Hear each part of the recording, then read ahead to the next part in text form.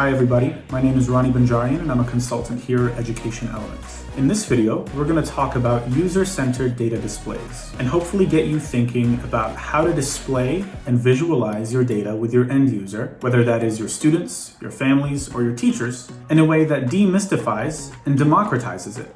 As is implied by the title, this video is aligned to the user-centered element in our essential elements of data culture. During my time as an AP Calculus teacher, I always wondered about putting my students' data in front of them. It seemed like everybody around me, including my instructional coach, principal, and other school leadership, kept talking about student data ownership as the holy grail of classroom culture. But as a novice teacher, I balked at the seemingly insurmountable task. It seemed like I was collecting mounds of data every day. Attendance, quizzes, discipline, exit tickets. Too much to even know what to do with. How was I supposed to take all of this data and make meaning of it for myself, much less my students? As educators, we are often faced with the challenge of communicating the wealth of data that we collect every day. How much is too little? How much is too much? In my experience in data visualization, the challenge with centering the user experience is often not which data, but how. Here at EE, we believe in the power of simple displays to communicate the data. But the problem is, we often have trouble coming up with the right question to ask and the right story to tell. I want you to close your eyes for a moment and think about all the charts and graphs that you looked at in the past 24 hours. Do you remember any? Did you think any of them were compelling? Did any of them move you in any significant way? Earlier this summer, I remember clicking on the link to the New York Times visual article, How the Virus Won, and I remember being floored. I was speechless at how the article and the visual was able to convey the weight of the story of the pandemic. Now, not every data visualization that we see is going to inspire us dramatically. In fact, most of them will probably not. But what lessons can we learn from the most powerful ones? Failing to put the user first in their interaction with your data display is a disservice not only to your students, families, and teachers, but also to you and the work and the effort that you've put into curating your data. At its core, data visualization is a form of communication, storytelling. When your data display is user-centered, it implies that you understand your audience, you've empathized with them, and you are using the visual to speak about the data in a common language, which everybody will understand. How do we build user-centered displays? First, decide who your user is. Is it a classroom full of 12th graders, or is it 5th graders? Is it the PTA? Is it all of the principals in your district? How visually fluent are they? Once you figure that out, you also want to decide if you're expecting them to explore the data and come up with their own conclusions, or if there's a singular story that you want to highlight. Once you've chosen your audience, think about the point that you're trying to make. Is it to celebrate the average reading growth of all of the students in your class? Or is it to showcase walkthrough data to your instructional coaches and teachers? Let's imagine for a moment that it's the latter. What's the story here? Are you trying to highlight an inconsistency in a particular teaching practice? Or are you trying to just compare walkthrough trends and impressions across grade levels or schools? Once you've chosen your audience and you've articulated the point in the story of your data, spend some time to think about the best visual type that will drive the narrative of your data. If your data is simple enough and the takeaway is simple enough to be displayed in one chart, consider a static chart like a bar graph. If there's two metrics that you want to highlight, or maybe a trend and a metric, consider two concurrent charts, or perhaps a chart and a big number. Or if there are many metrics that you're measuring across different contexts, like for example, across grade levels or across schools, you might consider building a dynamic table with a simple filter feature. In a video about data displays and data visualization, I'd be remiss not to quote Dr. Edward Tufte, the father of modern data visualization, who in his seminal book, The Visual Display of Quantitative Information, said, Graphical excellence is that which gives to the viewer the greatest number of ideas in the shortest time, with the least ink in the smallest space. In short, the less clutter, the better. Finally, go back to the user context building that you did at the beginning and put yourself in their shoes. Is your data display comprehensible? It's important to calibrate your expectations on what your users will find easy to understand. So in this final step, you might consider testing out the visual with some of your colleagues. Do they read the same story that you're trying to tell? Now here's what I'm going to ask you to do.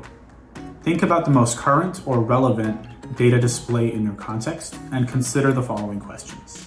How have you felt successful in ensuring this display is user-centered? And what has been challenging for you in this process?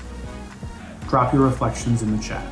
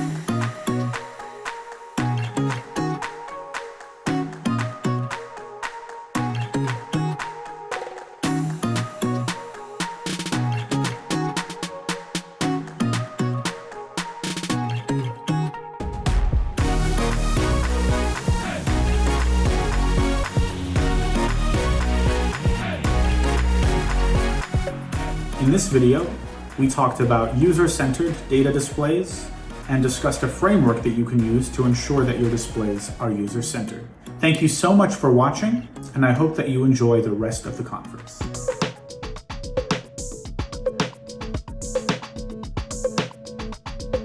Let's talk about what you need to do before you invest another dollar in data. Hi, I'm Kelly Frier. I'm a partner at Education Elements. In this section, I'm going to talk to you about number one, what the cost of not having a data culture would have on your district. Number two, how do you articulate your why for data? And number three, what's your strategy for creating your data culture within your district? Today's conversation is going to be centered around the aligned and sustainable elements of the data culture framework with Education Elements. In today's era of unlimited access to information and limitless ways to share information, we see that so many districts are on overload of both of these worlds. When we share a decision or ask for feedback, are we really impressed by the feedback that we get and how it might shape our work? Or are we asking ourselves, is this really up for debate or discussion? We have seen that culturally, information has become a form of power. The desire for power as a leader can oftentimes lead us to hoarding that information versus sharing the information across our stakeholders. According to the Nostr model for managing complex change, we know that a shared vision can lead to confusion. In organizations where there's an aligned data culture, we see that there's a particularly clear purpose for the data and how it guides decisions. Stakeholders are aware of how it's being collected and how it's going to be used. At Education Elements, we'd recommend that if districts want to see authentic data use, then they need to really think about how they're engaging their stakeholders. We'd encourage districts to think about what does a strong data culture look like in a district, and what does strong data culture not look like within a district. This sorting protocol will allow you and your district to start to begin to build your vision for what a data culture looks like within your organization. This vision statement around data should clearly articulate how the contributions of data will impact the work. For instance, one of our districts is collecting data to inform what type of instructional practices are having the highest impact on Tier 1 students, so that their instructional coaches can provide targeted support to teachers. With this district, you're clearly seeing that they're having to articulate on all levels, from the district to the instructional coaches to the teachers, how this work is impacting all levels. Not only that, how they are collecting the information and how that information is going to inform decisions within the organization. You can see from this example how important it is to clearly articulate the roadmap ahead versus creating a manual for your stakeholders within your district. A manual gives you step-by-step directions on how to accomplish something. When we talk about developing a roadmap, we really want to create a space where you're providing guidance, so a direction of where we're going, but understanding that different conditions could arise throughout the experience, and how those different conditions will inform the direction of that roadmap. When we coach our district partners on developing the roadmap, we really want to encourage them to really clearly articulate what milestones should be happening along the way so that they're getting to their desired outcome by the end of it. As a result of this approach, you'll notice that data is used more in a circular way versus a linear way. By identifying the roadmap, we're able to clearly identify what those barriers might be and what information we're using along the way to inform the conversation and the direction we go as an organization. If we think back to the aligned element of the essential elements of data culture, we know that it's important to start with your why. A clear vision on data culture provides a clear roadmap of where you're going and an anchor point in the direction of how to make strategic decisions based on what your organization values. I'm going to challenge you today to think about two questions. One, what is the future data state of your organization, and what will the impact on data have within your district's community? Take a moment to self-reflect.